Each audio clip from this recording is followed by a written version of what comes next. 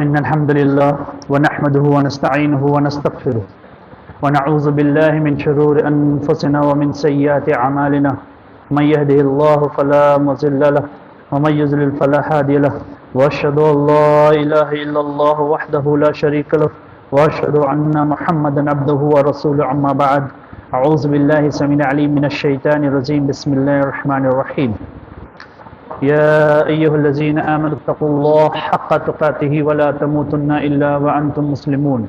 يا أيها الناس اتقوا ربكم الذي خلقكم من نفس واحدة وخلق منها زوجها وبث منهما رجالا كثيرا والنساء واتقوا الله الذي تساءلون به والأرحام إن الله كان عليكم رقيبا يا أيها الذين آمنوا اتقوا الله وقولوا قولا سديدا يصلح لكم أعمالكم ويغفر لكم ذنوبكم ومن يطع الله ورسوله فقد فاز فوزا عظيما وقال عز وجل في الموضع آخر لقد كان لكم في رسول الله أسوة حسنة. معزز سامعین اکرام، آپ لوگوں کے سامنے اصول سنہ کا یہ دوسرا کلاس ہے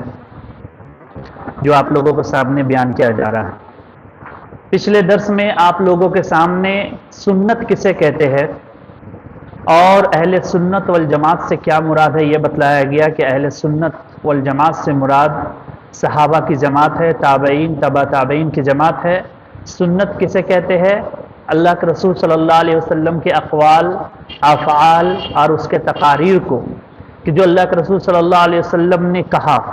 آپ صلی اللہ علیہ وسلم نے جو کر کر دکھایا، اور تقاریر آپ صلی اللہ علیہ وسلم کے سامنے کسی عمل کو کیا گیا ہو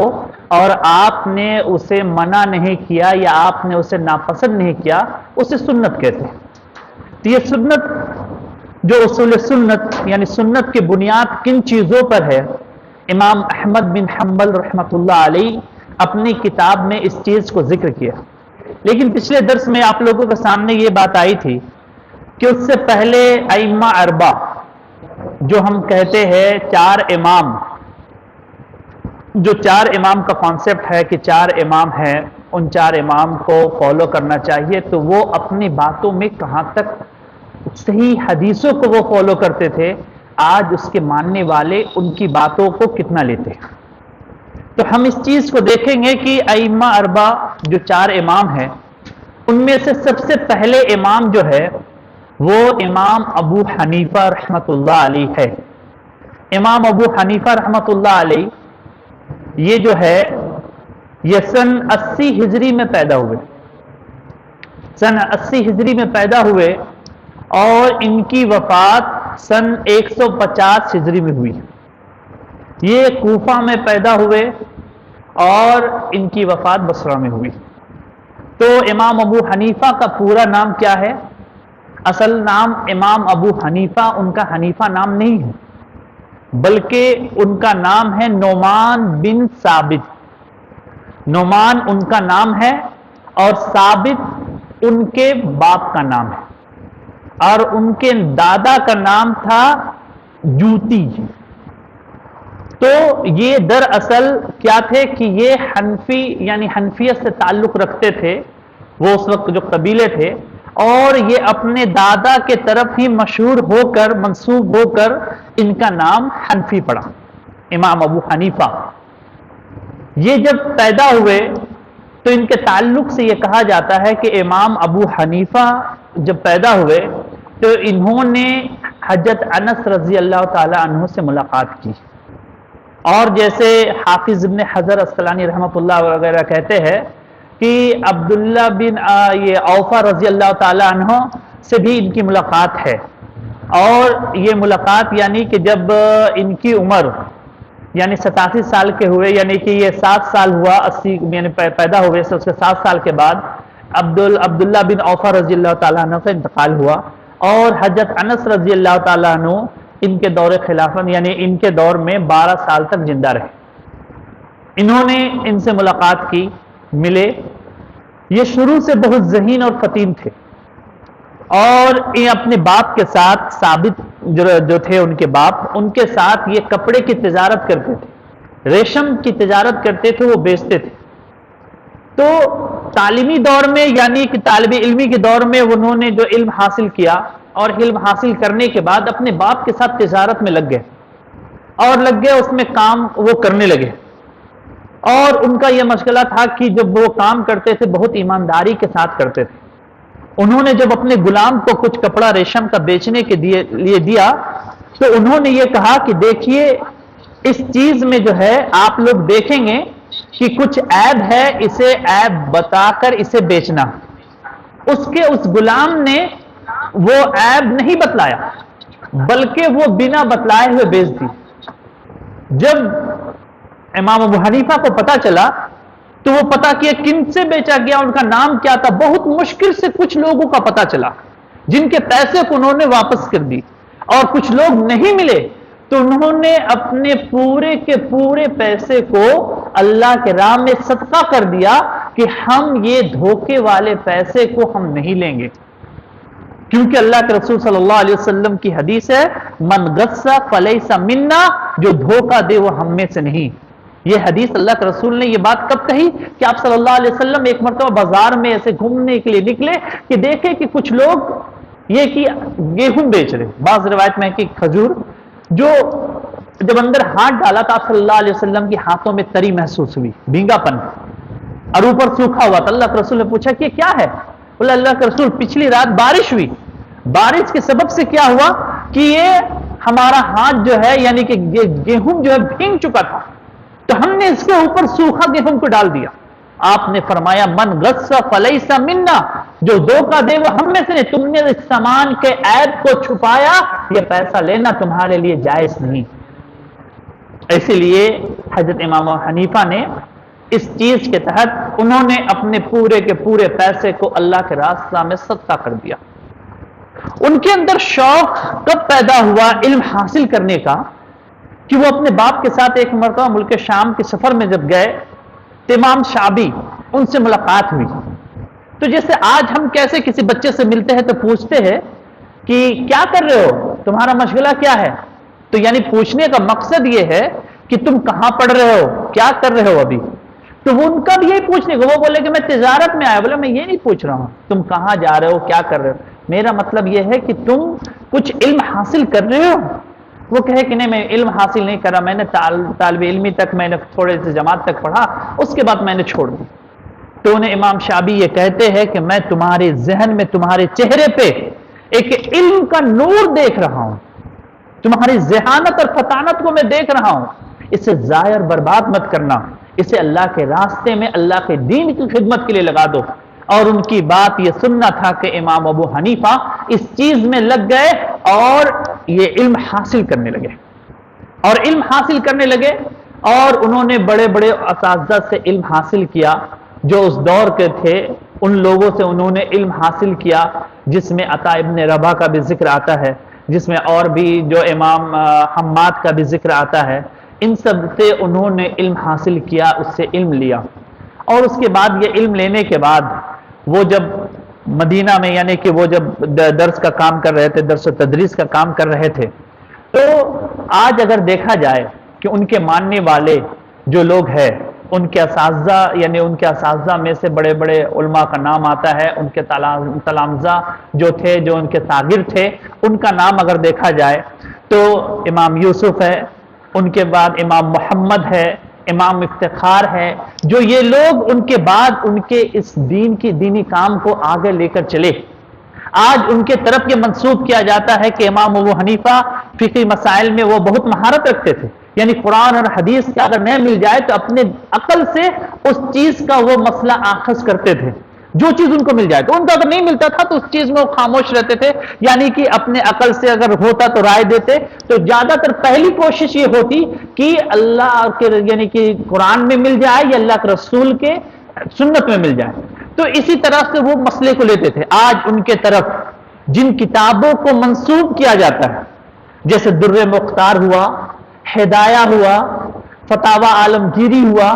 یہ تمام کتابیں اگر دیکھا جائے تو امام ابو حنیفہ نے ان کتابوں کو لکھا نہیں۔ ان کی یہ کب تصنیف پائی امام ابو حنیفہ کی یہ نام سے یہ کتابیں جو منسوب کی جاتی ہے، آج اس کو فالو کیا جاتا ہے، اس کو پڑھا جاتا ہے، اگر دیکھا جائے تو وہ کتابیں کب لکھی گئی؟ امام ابو حنیفہ کے وفات کے 300 سال کے بعد در مختار لکھا گیا، 400 سال کے بعد ہدایہ لکھا گیا، اور 1200 سال کے بعد یعنی امام ابو حنیفہ کے وہ فتاوی عالمگیری سامنے آئی لوگوں کی، جو آج ان کے طرف منسوب کیا جاتا ہے ان کتابوں کو، انہوں نے صرف ایک کتاب لکھی۔ وہ کون سی کتاب تھی؟ الفقہ الاکبر کے نام سے ایک کتاب، ایک چھوٹی سی کتاب ہے جس میں انہوں نے فقہ کا ذکر نہیں کیا، بلکہ انہوں نے عقیدے کا ذکر کیا کہ عقیدہ کیا ہے، اہل سنت والجماعت کا عقیدہ،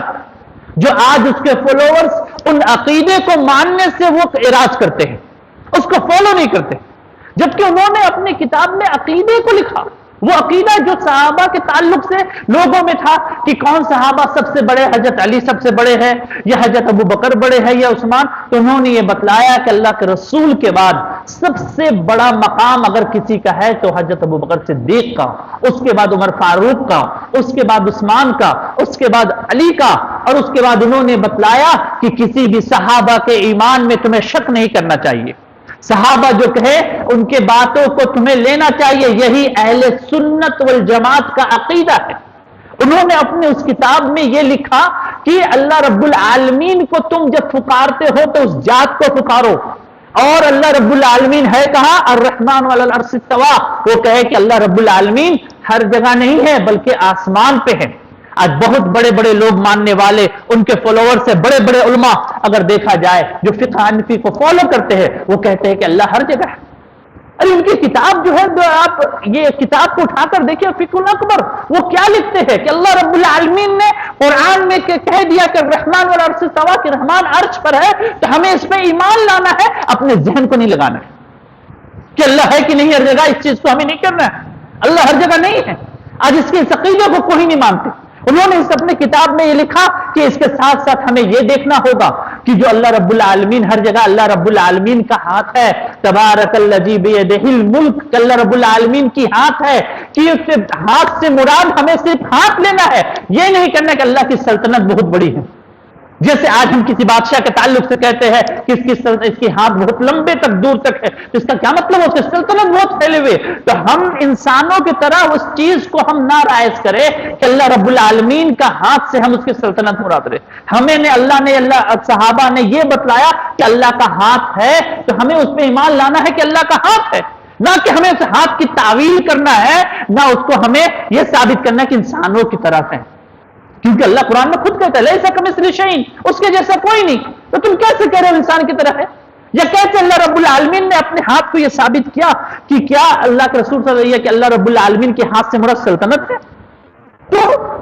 تو اس طرح سے ہم اپنی چیزوں کو دیکھیں کہ اللہ کے رسول صلی اللہ علیہ وسلم نے جو چیز صحابہ کو سکھلایا اور صحابہ نے جو بتایا تابعین کو، تو وہی چیز کو انہوں نے اپنی کتاب میں اہل سنت والجماعت کے عقیدے کو ذکر کیا کہ سب سے پہلے اگر دیکھا جائے کہ اللہ کے رسول کے بعد صحابہ، تابعی، تبع تابعی، ائمہ اعظام، محدثین اکرام جو آئے، ان لوگوں نے سب سے پہلے کس چیز کو کیا؟ ان لوگ کو وہ اگر کسی امام سے کوئی مسئلہ پوچھنا ہوتا یا کچھ پوچھنا ہوتا تو یہ پوچھتے کہ ہمیں آپ فتویٰ بتلائیے کہ قرآن اور حدیث میں کیا ہے۔ وہ یہ نہیں پوچھتے کہ امام صاحب نے کیا کہا، وہ نہیں پوچھتے تھے۔ یہ سلف صالحین، یہ سلفی منہج کا عقیدہ ہے کہ سب سے پہلے اس مسئلے کو قرآن و حدیث میں تلاشا جائے۔ ہم کسی علماء سے اگر آج جا کر فتویٰ پوچھتے ہیں تو ہم یہ نہیں پوچھیں کہ فقہ میں کیا ہے، حنفی مسلک کیا کہتی ہے، مالکی مسلک کیا کہتی ہے، شافعی کیا کہتی ہے، حنبلی کیا کہتی ہے، یہ نہیں، بلکہ سلف کا منہج یہ تھا کہ تم یہ پوچھو کہ قرآن اور حدیث میں کیا ہے۔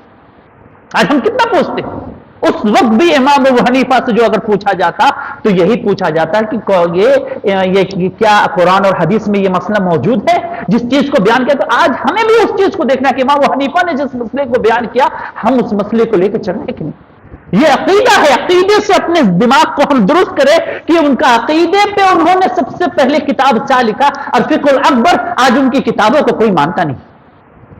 آج کہتے ہیں کہ امام ابو حنیفہ کے عقیدے سے ہمیں مطلب نہیں ہے، ان کے فقہ کو لیں گے، جو لوگ فقہ کو وہ لکھے نہیں، جس کے تعلق سے یہ آتا ہے کہ وہ اپنے شاگردوں کے امام محمد امام یوسف کو کہ وہ کچھ کہتے تھے لکھتے تھے، بولے کہ تم کیا کہہ رہے ہو، ہر چیز کے میرے کیوں لکھ لیتے ہو، کیونکہ ابھی حدیث موجود نہیں ہے۔ اور انہوں نے رہتی دنیا تک کے لیے کہہ دیا کہ اذا صح الحدیث فهو مذہبی، جب صحیح حدیث مل جائے تو وہی میری مذہب ہے۔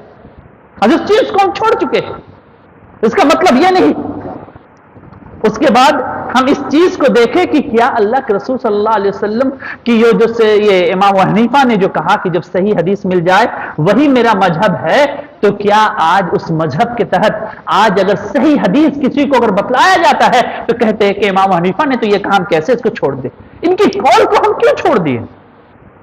آج ہم سے اماموں کے اس عقیدے کو ہمیں پتہ نہیں۔ انہوں نے کبھی نہیں کہا کہ میری بات کو تم آنکھ بند کر کر مان لو، انہوں نے کہا کہ اگر لائق آنکھ بند کر کے ماننے کی شخصیت اگر کوئی ہے تو وہ اللہ کے رسول صلی اللہ علیہ وسلم کی ذات ہے،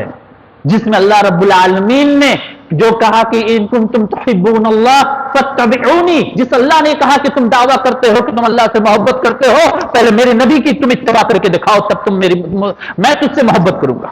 اپنی نبی کی اطاعت میں اللہ نے کہا کہ تم میرے نبی سے اطاعت کر لو، ہم تم سے محبت کریں گے۔ آج اس دعوے پہ کرنے کے لیے ہم کتنا تیار ہیں؟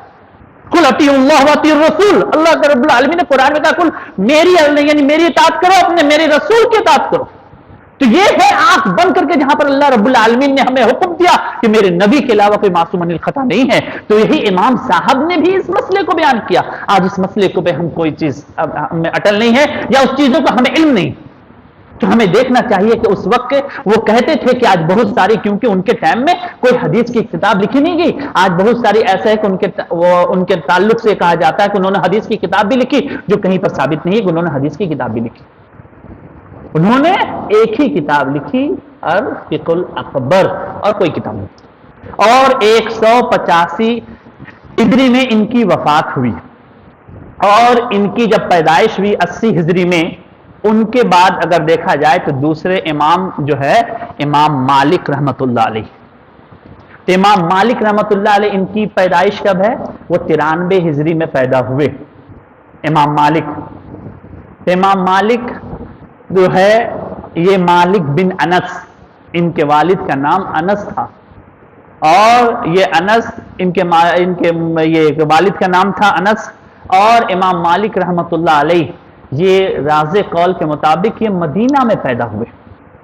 اور مدینہ میں جس وقت یہ پیدا ہوئے اس وقت جو خلیفے کا دور چلا ہوا تھا، وہ خلیفہ کا دور اگر دیکھا جائے تو مروان بن عبد الملک، اس کے بعد سلمان بن عبد الملک، ان کا دور تھا۔ یہ دور امام مالک کے دور یعنی کہ امام ابو حنیفہ کے دور میں بھی یہ تھے، کیونکہ 93 میں امام مالک کی پیدائش ہوئی، تو امام ابو حنیفہ سے یہ 13 سال کے چھوٹے تھے امام مالک،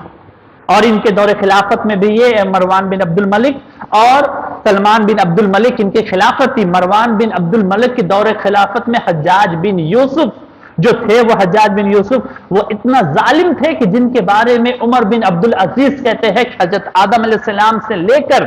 اب تک کے جتنے بھی ظلم سے جتنے لوگوں کو قتل کیا گیا، اگر ایک پلے میں وہ رکھ دیا جائے اور حجاج بن یوسف کے قتل کو ایک پلے میں رکھ دیا جائے تو حجاج بن یوسف کا پلہ بھاری ہو جائے گا۔ اتنی زیادہ ظلم زور کا دور دورا ہوا تھا۔ اس وقت امام مالک کی پیدائش ہوئی۔ امام جب مروان بن عبد الملک کے دور جب ختم ہوا اور سلمان جب بنے تو اس کے دور خلافت میں حجاج بن یوسف کا جب انتقال ہوا، اور سلمان کے 3 سال یہ دور خلافت یعنی کہ 96 سے 99 تک یہ خلیفہ رہے۔ اس کے بعد عمر بن عبد العزیز کو خلیفہ بنایا گیا، جو عمر بن عبد العزیز کے تعلق سے کہا جاتا ہے کہ 2 سال انہوں نے خلافت کی، لیکن اس 2 سالوں میں انہوں نے ایسا عدل و انصاف کیا کہ اس طرح سے عدل و انصاف کیا جس طرح اللہ کے رسول کے دور میں عدل و انصاف کیا گیا، جس کے دور میں کوئی زکوٰۃ لینے والا نہیں تھا، اتنی مال کی فراوانی تھی، بیت المال میں مال پڑا ہوا رہتا تھا، کوئی قرضدار نہیں تھا، کوئی بیوہ نہیں تھی جس کے مال سے مدد کیا جائے، کوئی ایسا تاجر نہیں تھا جس کے مال سے زکوٰۃ کے مال سے اس کی مدد کیا جائے، ہر گھر میں خوشحالی تھی، اس بنا پر کہ انہوں نے عدل و انصاف سے کام لیا۔ امام مالک نے ان کے دوروں کو دیکھا ہے، اور امام مالک رحمۃ اللہ علیہ نے اس وقت کے جو بڑے بڑے علماء تھے ان سے انہوں نے علم حاصل کیا، اور اس وقت کے جو مکہ کے بڑے امام تھے جو عطا بن ابی رباح، جس کے تعلق سے یہ کہا جاتا تھا کہ حج میں جب کوئی جاتے تھے حج کے دور میں تو یہ اعلان کیا جاتا تھا کہ کوئی بھی فتویٰ پوچھیں گے تو وہ عطا بن ابی رباح سے، یہ عطا بن ابی رباح جو تھے وہ کیا تھے؟ غلام تھے۔ لیکن یہ منصور جب ان خلیفہ تھے اس وقت، تو منصور جب ان کے پاس گئے کچھ فتویٰ پوچھنے کے لیے اپنے بیٹوں کو لے کر عطا بن ابی رباح کے پاس، تو دیکھتے ہیں کہ پوچھتے کیا بات ہے، یہ فتویٰ پوچھ کر پھر اس کی طرف پلٹ گئے۔ وہ کہتے ہیں کہ میں اس وقت کا گورنر ہوں اور دیکھو یہ مجھ سے سیدھی وہ بات نہیں کرتا، اپنے بیٹوں کو مروان کہتے ہیں کہ یہ علم حاصل کرو جو اس کے پاس ہے، یہ دیکھو یہ پیر سے معذور ہے، یہ آنکھوں سے معذور ہے، یہ حبسی ہے، اور اس کا ضرورت دیکھو کہ کیسا اس کا علم کا روب ہے کہ صحیح منہ مجھ سے بات تک نہیں کرتا ہی۔ عطا بن ابی رباح یہ بہت بڑے عالم تھے اس وقت کے، اگر دیکھا جائے تو مولا یعنی کہ عمر بن عبداللہ جو تھے، حضرت عمر رضی اللہ تعالیٰ عنہ کے بیٹے عبداللہ بن عمر، ان کے غلام تھے مولا، جو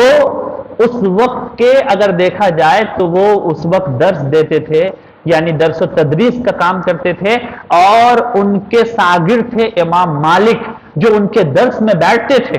انہوں نے عبداللہ ابن عمر سے علم سیکھا،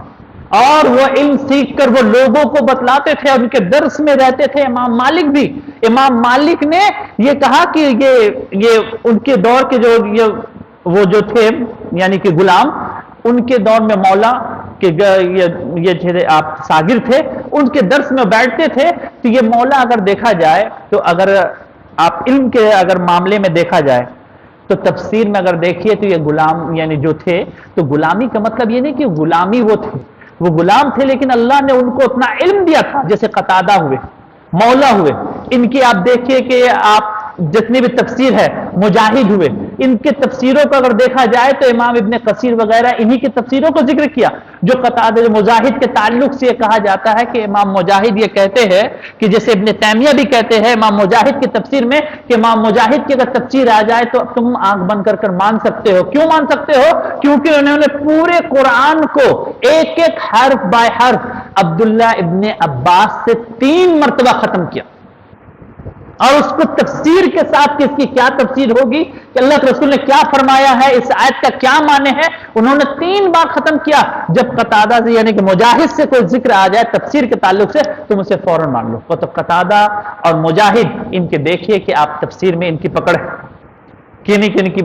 اور اسی طرح حدیث میں اگر مولا سالم کے دیکھ لیجئے، تو اس طرح سے اس وقت کے دور میں یہ غلام تھے، یہ لوگ دین کی خدمت کرتے تھے۔ تو اس کے بعد مسند پہ جو وہاں پہ بیٹھے مدینہ پہ درس دینے کے لیے ان کے وفات کے بعد، تو تمام لوگوں نے کہا کہ اگر دیکھا جائے تو امام مالک کے علاوہ کوئی اور شاگرد نہیں ہے جو ان کے مسند پہ بیٹھ کر مدینہ میں درس دے سکے۔ امام مالک جس وقت فتویٰ دینے کے لیے اس قابل ہوئے کہ وہاں پہ بیٹھے، وہ امام مالک اس وقت اس کی عمر کیا تھی؟ 17 سال کی عمر تھی۔ مدینہ کے مفتی بنے 17 سال کی عمر میں امام مالک رحمت اللہ علیہ، اور ان کا ایک روب تھا، وہ جو بیٹھتے تھے اپنے درس میں مسند پہ، جب ان کے لیے ایک کرسی لگائی جاتی تھی اور بہترین لباس پہن کر عطر لگا کر وہ آتے تھے، بیٹھتے تھے، اور تمام شاگرد ان کے سامنے بیٹھے ہوئے رہتے تھے۔ ان کا روب ایسا تھا کہ شاگرد یہ کہتے ہیں کہ امام مالک جب پڑھاتے ہوئے ہوتے تھے تو ہم اپنی کتاب کے ورق کو بھی اتنے ہلکے سے پلٹتے تھے کہ کہیں اگر زور سے پلٹنے میں ان کے مطالعے میں کوئی خلل پیدا نہ ہو جائے، کوئی بات وہ بتا رہے اس میں خلل پیدا نہ ہو جائے، وہ احترام کرتے تھے۔ منصور جو اس وقت کے جو گورنر تھے، انہوں نے کہا کہ آپ میرے بیٹے کو پڑھا دیجئے، علم حدیث سکھا دیجئے۔ امام مالک یہ کہتے ہیں کہ پیاسا جو ہے وہ کنویں کے پاس نہیں جاتا، یعنی کہ کنواں جو ہے پیاسے کے پاس نہیں جاتا، بلکہ پیاسا کنویں کے پاس آتا ہے۔ آپ کے بیٹے کو اگر علم سیکھنا ہے تو وہ آ جائے۔ جب اپنے غلام کو دے کر بھیجے کہ جاؤ میرے بیٹے کو لے جاؤ وہاں امام مالک کے درس میں، تو وہ سوچے کہ میرے بیٹے کے لیے الگ سے کوئی چیئر لگا ہوا ہوگا، وہ بیٹھیں گے۔ آ کے اس کے غلام یہ بتلاتے ہیں منصور کو کہ آپ کے بیٹے تو تمام شاگردوں کے ساتھ بیٹھ گئے۔ تو بولے کہ کیا میں نے یہ بھیجا؟ بولا کہ آپ علم سیکھنے بھیجے ہیں کہ کیا بھیجے؟ علم جو ہے اللہ کے رسول قرآن اور حدیث کا علم کسی بادشاہ کی جاگیر نہیں ہے، کہ اس کو الگ سے پڑھایا جائے، اس کو بیٹے کو الگ سے اگر سیکھنا ہے تمام شاگردوں کے ساتھ اسی طرح بیٹھنا ہوگا، یہ چیز کو یاد رکھیے۔ تو منصور نے کہا کہ ٹھیک ہے، میں بھی آپ سے کچھ علم سیکھنا چاہتا ہوں، میں آپ کے دربار میں آؤں گا علم سیکھنے کے لیے۔ امام مالک کے پاس بولے ٹھیک ہے آپ آ سکتے ہیں۔ جب وہ آئے تو ان کے لیے الگ سے کرسی لگائی گئی، وہ بیٹھے۔ امام مالک جب اپنا درس دے رہے تھے، اپنے درس کے دوران امام مالک نے یہ کہا کہ اللہ کے رسول صلی اللہ علیہ وسلم کی حدیث ہے کہ لو تذنبو، اگر تم کوئی بھی گناہ نہ کرو اور تمہارے اندر اگر یہ چیز ہو کہ میں ان لوگوں سے بہتر ہوں، تم صرف یہ سوچ لو اگر تم کوئی بھی گناہ نہ کرو، یعنی صغیرہ کبیرہ کوئی گناہ نہ کرو، لیکن تم دوسروں کو اپنے سے افضل سمجھنے لگو، یہ تکبر ہے، اس بنا پہ تمہیں جہنم میں ڈالی جائے گی۔ جب اس حدیث کو امام مالک بیان کرتے ہیں، منصور جو خلیفہ تھے اسی وقت اپنے کرسی کو ہٹا کر سب لوگوں کے ساتھ بیٹھ گئے،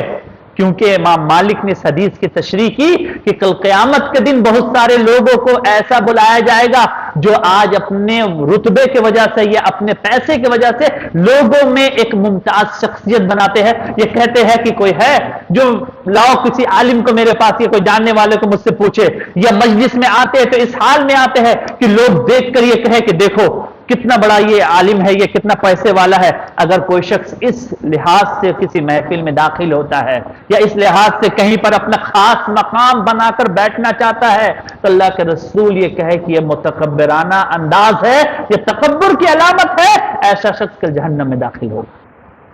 تو ہمیں بھی چاہیے، کیونکہ اگر اس طرح سے اگر دیکھا جائے تو عبداللہ ابن مسعود کا وہ قول کہ تم میں کا حسن بصری کا قول ہے کہ حسن بصری کہتے ہیں کہ تم میں کا کوئی بھی شخص اس وقت تک متقی نہیں ہو سکتا جب تک کہ تم اپنے سے بہتر ہر ایک انسان کو نہ سمجھو۔ اب ہر ایک انسان کو اپنے سے بہتر نہ سمجھو گے اس وقت تک متقی نہیں بن سکتے۔ تو یہ تھے علماء کرام جو اس وقت وہ لوگ اس طرح کا کام کرتے تھے کہ اس طرح سے انہوں نے علم حدیث کو سکھایا، سنت کو سکھایا، قرآن کو سکھلایا۔ انہوں نے اپنے ماننے والوں کو کبھی یہ نہیں کہا کہ تم میرے فالوورز بنو، تم میری باتوں کو آنکھ بند کر کے مان لینا۔ آج جو ہم اس چیز کو جو مانتے ہیں یا اس چیز پہ عمل کرتے ہیں، یہ کس بنا پر کرتے ہیں؟ یہ کہاں سے ہم لے آئے؟ یہ کہیں سے یہ ثابت نہیں ہے۔ تو اس طرح سے امام مالک رحمۃ اللہ علیہ 93 ہجری میں پیدا ہوئے، 189 ہجری میں ان کی وفات ہوئی۔ امام مالک کے شاگرد تھے امام یہ آپ کا جا کر یہ کہتے ہیں امام شافعی۔ انشاءاللہ امام شافعی، امام احمد بن حنبل، یہ دو کا تذکرہ انشاءاللہ اگلے درس میں آپ کے سامنے کیا جائے گا کہ وہ کیسے تھے۔ امام شافعی کے تعلق سے بس تھوڑا سا مختصر میں آپ کو بتلا دوں کہ امام شافعی جو تھے وہ یتیم تھے، ان کے والد نہیں تھے، ان کی ماں نے وہ تربیت کی۔ ماں نے تربیت ایسی کی کہ فجر کے اذان سے پہلے اسے اٹھا دیتی تھی، امامہ باندھ دیتی تھی، اور وہ انتظار رہتے تھے کہ مسجد میں چلے جاؤ۔ ماں یہ کہتی تھی بیٹا رک جاؤ، اذان تو ہونے دو، لوگوں کو جانے تو دو مسجد کی طرف، تم اکیلے ابھی کیسے چل جاؤ گے؟ وہ 5 سے 6 سال کے بچے تھے،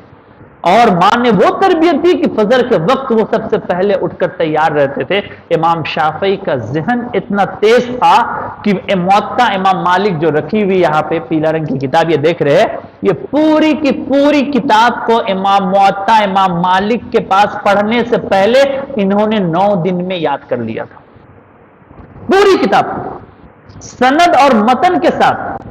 سند کہتے ہیں کہ جیسے کہ سند کہتے ہیں کہ جو راویوں کے نام، کہ حضرت ابو ہریرہ نے اللہ کے رسول سے سنا، حضرت ابو ہریرہ نے کس سے بیان کیا؟ عباس سے بیان کیا، وہ عمر سے بیان کیا، وہ اس سے بیان کیا۔ تو سند اور متن کے ساتھ آج کوئی اگر ہم لوگ بیان کرتے ہیں جس حدیث کو، اگر کسی بھی حدیث کو من سلم المسلمون من لسانہ ویدہ، اس چیز کو بیان کرتے ہیں تو اسے کہتے ہیں متن، اور سند کہتے ہیں نام۔ آپ سے اگر پوچھا جائے ابھی 20 اپنے دوستوں کو نام بتلائیے تو آپ نہیں بتلا پائیں گے۔ اور صحابہ یعنی کہ اس وقت کے امام ایسے تھے اور صحابہ ایسے تھے کہ پورے نام کے ساتھ حدیث کو یاد کرتے تھے کہ یہ حدیث کون کس سے سنا، کس سے کچھ نے سنا، اور وہ کس سے سنے، اس کے بعد یہ حدیث ہم تک جو پہنچی اللہ کے رسول تک تو وہ کیسے پہنچی، اس چیز پہ وہ دھیان دیتے تھے۔ اور اس کے علاوہ سند میں اس چیز کو دیکھتے تھے کہ جو حدیث کو بیان کیا جا رہا ہے اس چیز کی تلاش کرتے تھے کہ آپ کی ملاقات ہم سے ہے کہ نہیں۔ اگر میں یہ کہہ رہا ہوں کہ میں نے احمد سے سنا تو یہ پتا کرتے تھے کہ ان کا ملاقات احمد سے ہے کہ نہیں، اگر نہیں ہے تو یہ حدیث آپ کا مرسل ہے، منقطع ہے، یہ حدیث کی قسمیں ہے، کبھی انشاءاللہ اس سے بھی بحث ہوگی حدیث کو ہم کیسے پہچانے کہ کون سی حدیث صحیح ہے کون سی غلط ہے۔ تو امام شافعی کے ذہن اتنا تیز تھا، اور امام مالک کے درس میں ہر کسی کو انٹری نہیں ملتی تھی۔ اس وقت جو وہ آئے تھے تو بہت شوق سے آئے تھے، اور اس وقت کے جو رئیس یعنی کہ اس وقت کے جو امیر تھے مکہ کے، ان کے درخواست لے کر آئے تھے اور اس امیر کو اپنے ساتھ لے کر آئے تھے۔ تب امام مالک نے ان کو اپنے درس میں رکھا، تو انہوں نے خود آگے بڑھ کر جب امام مالک کے گھر پہ آئے تو بولے کہ میں مکہ کا امیر ہوں، آپ سے ملنے آیا ہوں۔ تو وہ سوچے کہ کوئی اشرفی کی تھیلی لائے ہوں گے، بول دو کہ جو کچھ لکھنا فتویٰ پوچھنا لکھ کر دے، اپنے لونڈی کو یہ کہے کہ پوچھ لو اس سے، وہ لکھ کر دے، اس کو مل جائے گا جواب۔ تو بولے کہ نہیں، میں ملنا چاہتا ہوں، میں مکے کا امیر ہوں، ایک طالب علم کو لے کر آیا ہوں جو آپ کے درس میں شامل ہوں گے۔ جب امام مالک آئے تو امام شافعی خود آگے بڑھ کر انہوں نے کہا کہ میں آپ سے علم حاصل کرنا چاہتا ہوں، میں نے آپ کے موطا کو پوری طرح سے یاد کر لیا۔ امام مالک کو تھوڑا سا تعجب ہوا کہ یہ لڑکا یہ کہہ رہا ہے، ابھی 9 سال کا ہے یہ، اور یہ کہہ رہا ہے کہ میں میرے موطا کو پورے طرح سے تم یاد کر لیے ہو، میں کل تمہارا امتحان لوں گا۔ اور ان کے درس میں جب امام شافعی گئے، امام شافعی کے سامنے موطا کھلی ہوئی تھی، امام مالک نے یہ کہا کہ چلو فلاں باب سے تم ان حدیثوں کو پڑھنا شروع کرو۔ وہ 17 یا 18 حدیثوں کو پڑھائے تھے۔ وہ جب بولے کہ ایک ایک کر کے جیسے پڑھائے تھے امام مالک پوری کی پوری حدیث کو اسی طرح سنا دی۔ وہ اتنے غریب تھے اس وقت کہ ان کے پاس کاپی یا دوات بھی نہیں تھی کہ وہ لکھ کر لے کے گئے تھے، جو وہاں پر لکھتے کچھ، جو امام مالک نے ان کو صرف موطا دیا تو ان کے سامنے وہ پوری کی پوری حدیث کو سنا دی۔ تو امام شافعی کو امام مالک یہ کہتے ہیں کہ بیٹے تمہارے چہرے میں ایک عجب سی کشش ہے، ایک اللہ کی نور ہے، اس کو اپنے گناہوں سے تم برباد مت کرنا۔ کیا مطلب؟ کہ علم جو ہے وہ اللہ کی نور ہے، اور اللہ کی نور گناہگاروں کو نہیں ملتی۔ جو لوگ چاہتے کہ علم حاصل کرنا وہ اپنے گناہوں کو چھوڑ دے، اس کا حافظہ مضبوط ہو جائے گا، وہ جو پڑھیں گے اس کو یاد رہے گا۔ تو یہ کچھ مختصر سی باتیں انشاءاللہ اگلے درس میں آپ لوگوں کے سامنے امام شافعی کی تفسیر سے اور امام احمد بن حنبل کے سوانے کو بیان کیا جائے گا، اور اس کے بعد اصول السنہ میں امام احمد بن حنبل نے کیا ذکر کیا اس چیز کو بیان کیا جائے گا۔ ہر جمعرات کو 9 بجے سے انشاءاللہ یہ درس ہوگی۔ آپ سے اللہ رب العالمین سے دعا ہے کہ اللہ رب العالمین ہم تمام لوگوں کو سننے سے زیادہ عمل کرنے کی توفیق عطا فرمائے، اور ہماری اس مختصر کی کوشش کو اللہ رب العالمین قبول فرما لے، آمین۔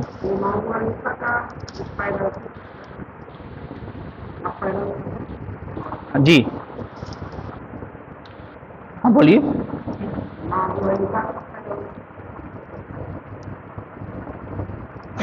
کبر کے بارے میں جی جی کبر کے تعلق سے میں نے یہ بتلایا کہ امام مالک کے سامنے جب منصور بیٹھے تو انہوں نے اس حدیث کو بیان کیا کہ لو تذنبو، اللہ کے رسول یہ کہے کہ اگر تم کوئی بھی گناہ نہ کرو، لیکن اگر تم یہ سوچو کہ تم اس وقت یعنی کہ سب سے افضل ہو تو یہ تمہاری تکبر کی علامت ہے، چاہے وہ پیسے کے لحاظ سے ہو، کپڑے کے لحاظ سے ہو، علم کے لحاظ سے ہو۔ اگر انسان کسی محفل میں کسی چیز کو اگر اپنے کو بہتر ثابت کرتا ہے تو اللہ کے رسول نے کہا، اللہ کے رسول صلی اللہ علیہ وسلم فرماتے ہیں کہ وہ تکبر کی علامت ہے، اس کے بنا پر وہ جہنم میں داخل ہو۔ چاہے اس کی علامت امام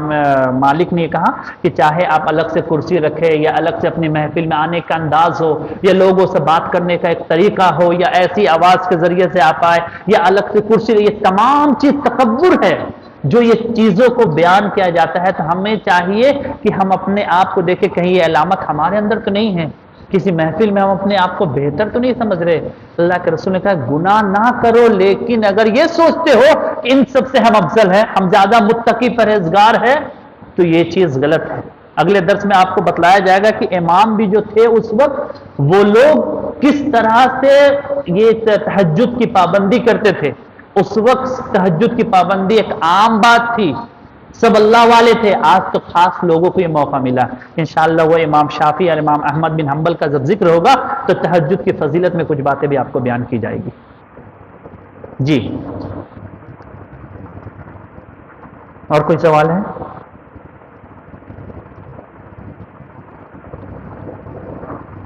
جی جی تفسیر کرنا ہے سر سننا کا. جی جی انشاءاللہ ضرور.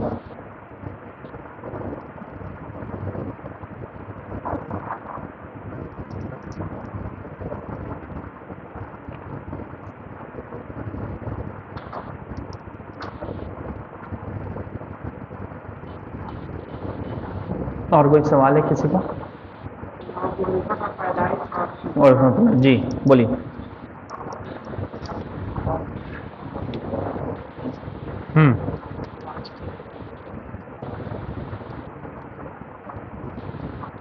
جی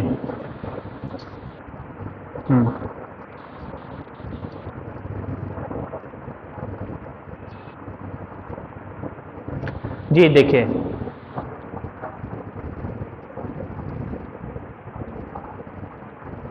جی جی جی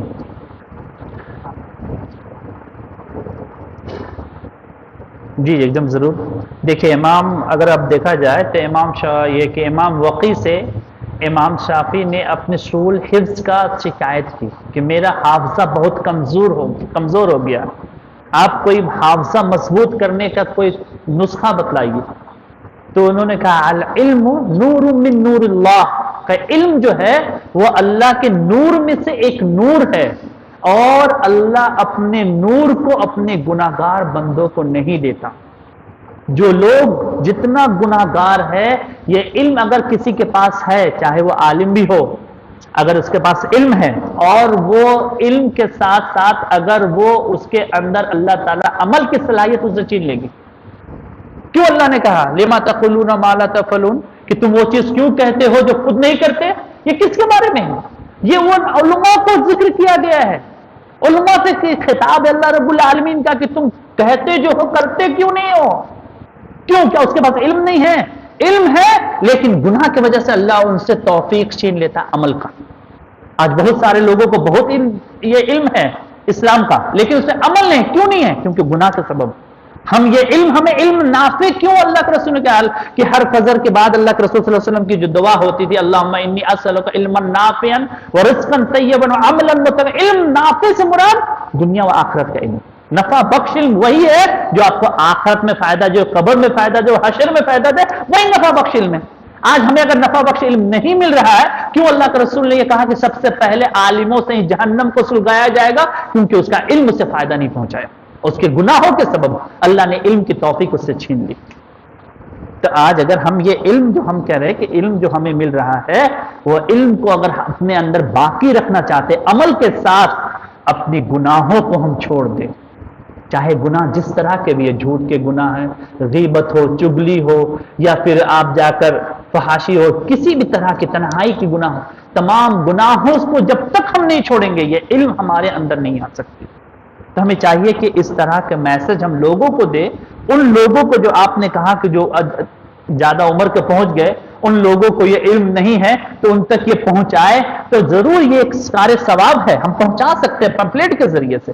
کس چیز کو بتلا سکتے ہیں کہ علم کیا ہے، کیوں اللہ نے پہلی وہی علم کے لیے نازل کیا، اس کا سبب یہی ہے. تو ہم اس چیز کو بتلا سکتے ہیں لوگوں کو کہ آپ گناہ کو چھوڑیے، آپ کا علم آپ کو فائدہ دے گا، دین کی طرف آپ کی رغبت بڑھے گی، آپ دین پہ عمل کرنے کی کوشش کریں گے. گناہ ہے جو آپ کے عملوں کو جکڑ دیا،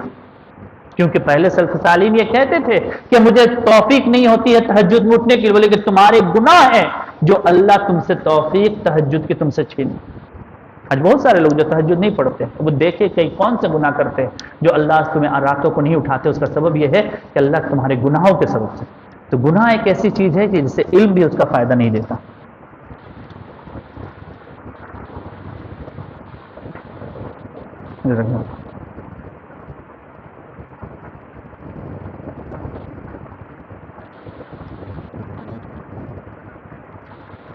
جی جی جی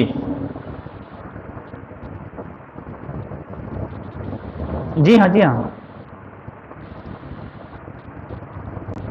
جی ہاں، وہ مشورہ کر کے عالموں سے مل کر اس پوائنٹ کو آپ تیار کریں، کچھ ایسے پوائنٹ ہو جو عالموں کے ذہن میں ان کو پورا نظر، یعنی کہ اچھے طرح سے وہ پوائنٹ وائز اگر لکھ کر بتلایا جائے کون کون سے گناہ ہیں جس کے علم کے تعلق سے علماء کے جو سلف صالحین کا جو عمل تھا جو انہوں نے بتلایا، ان چیزوں کو ہم دیکھتے ہوئے وہ پوائنٹ آؤٹ کریں، دوسروں تک یہ میسج پہنچائے کہ آج علم کی وجہ سے، علم کی بے برکتی کی وجہ سے، کہ گناہ کے سبب سے علم کی بے برکتی ہمارے اندر آج یہ زیادہ ہو گئی ہے، اس چیز کو ہم بیان کر سکتے ہیں، ٹھیک ہے نا؟ عالموں سے رابطہ کر کے جی جزاک اللہ خیر۔ اور کوئی سوال ہے؟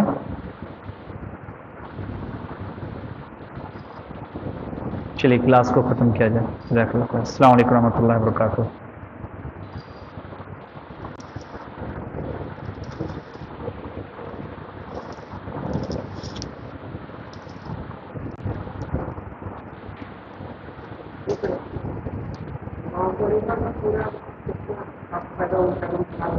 امام ابو حنیفہ جو ہے وہ آپ اگر دیکھا جائے تو امام 80 ہجری میں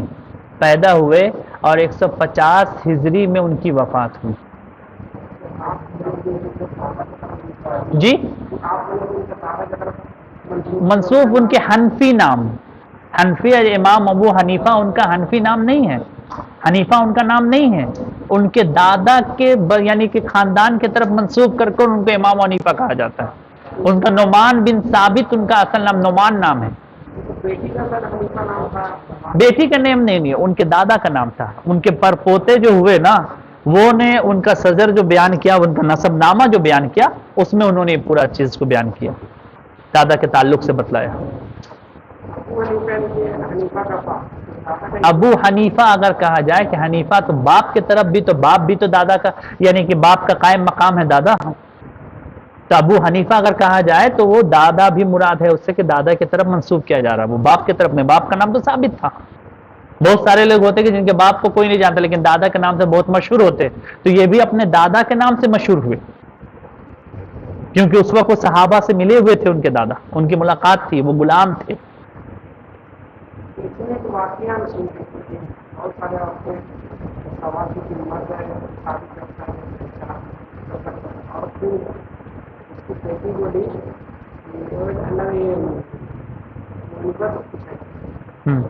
بیٹی یہ جواب ہے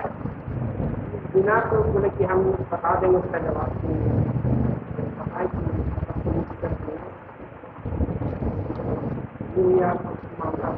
اس میں نے روح کا، اس میں اصل میں یہ ہے کہ نسب کا خلط ملط ہو جانا، جس طرح مرد 4 شادی کر سکتے عورت نہیں کر سکتی۔ سوال ہوا تھا وہ جواب نہیں دینا چاہیے، میں ان کی بیٹی جواب آپ کا نام سے میرا نام بولنا نہیں، یہ میرے نالج میں نہیں ہے۔